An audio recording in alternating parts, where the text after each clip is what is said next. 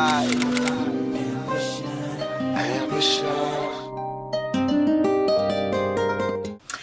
guys, welcome back to my channel. I'm Ambition Rights. So I'm going to be telling you reasons why my wash and go sucked. And that's past tense, sucked, because it don't suck no more. Because look at this, I have figured it out. So if you're new here, welcome. And I'll just give you a couple background about my hair. I have low porosity, fine density hair, and it's about like a 3C4A texture. I have multiple different curl patterns up in through here. The first reason my wash and go sucked is that I was going straight from a leave-in conditioner to a gel or custard, and no, like that was horrible. And this is the reason why. I have low porosity hair, like I mentioned just now. And going from a leave-in straight to something hard like a custard and a gel wasn't giving me any type of moisture. So what I have been doing is going from a leave-in conditioner to a moisturizing styling cream and then use my gel and custard. So I was doing them in steps, and that, my friend, has allowed me to have a very successful wash and go. My second thing is that the gel also had to be moisturizing. I could not do Eco Styler, I could not do Wet Line Extreme, I couldn't do anything that was super duper drying to my hair, even if I used something moisturizing underneath. It just was not working. It was flaking, it was hard, it was dry looking. So I realized I had to use a gel that was also moisturizing. The third thing I was doing wrong was going underneath the dryer, and I just didn't need that. Going underneath the dryer with a gel and a custard just didn't lock in the style for me. It actually created frizz. So what I actually have been doing instead of going underneath the dryer is air drying. I get more shrinkage that way. However, at least I get more defined hair and it's less frizzy and less drying. Because me going underneath the dryer with the like medium heat or whatever, low heat, it was still drying out my hair. So I didn't like that too much. So air drying, I've been getting a lot more better results. Another thing I was doing, sis, that was stupid, was doing my wash and goes at night. So obviously doing it at night didn't allow my hair to dry properly, low porosity problems. So I would wake up with my hair smushed, still wet, not defined, and gross. Like, it just wasn't working. Ooh, Jesus. Let's say that again. It just wasn't working. So what I've been doing instead is doing my wash and goes very early in the morning, preferably on a Saturday or Sunday when I'm home. And I would allow my hair to dry all day, and then it's completely dry or like 95% dry at night before I go to bed, and it comes out popping. I was also stretching my hair incorrectly, because you could have a bomb wash and go and then you stretch that bad boy incorrectly, and then you're just like, it doesn't even look like a wash and go. It's a failed wash and doo-doo. For one, banding and pineappling does not work for me overnight. Completely not.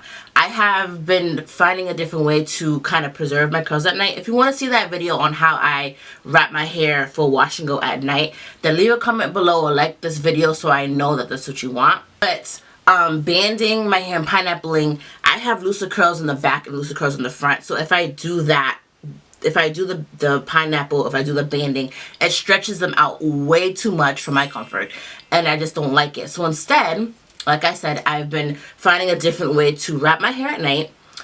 It doesn't stretch my hair, but what I've been doing instead, I have two different ways of stretching my hair in the morning while I'm like doing my makeup or like eating breakfast. I will twist my hair a certain way in like two buns and allow it to stretch for like 30 minutes. Or I will band my hair in the morning in like 5 sections for about 20 minutes maximum, and that's it. I don't band overnight, and that gives me the perfect amount of stretch. What I also realized during this wash and go journey is doing my wash and goes in the shower is completely unnecessary. I didn't get any different results. I definitely tried it with the same products in the shower and out of the shower, and I didn't see anything different. Thank God I don't pay for water, because if you do your wash and goes in the shower, it's a very long process from washing, deep conditioning, detangling, then putting your leave-in conditioner, your cream styler, and then your gel. It's a very long process, and it's a very slippery process as well. Your hands is too wet for all that, sis. And my hair took longer to dry when I did it in the shower, because my hair is drenched completely. It just didn't, no. Sorry, I just had a flashback. I just remembered me that day.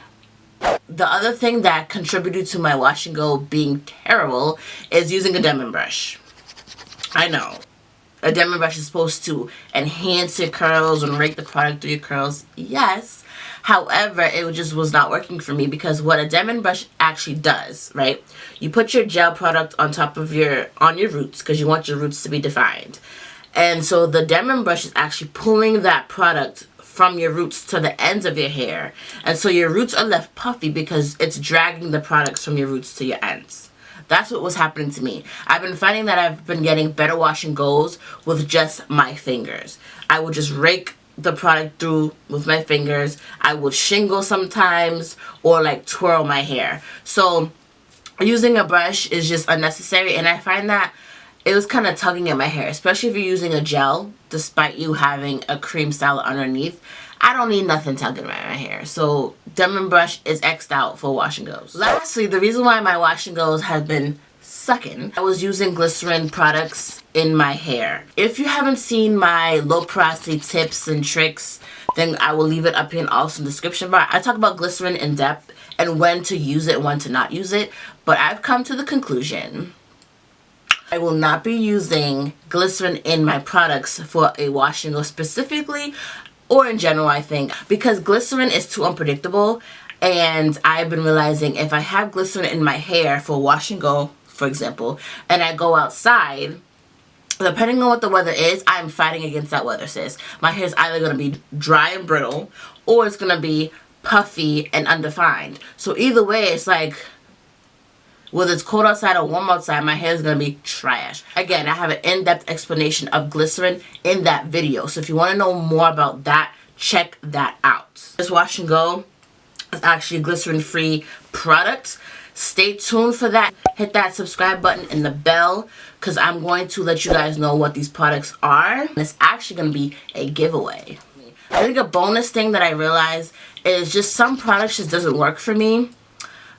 Even though like it works for other naturals. So like during your wash and go like journey, I call it a journey because this is a long road to bomb hair.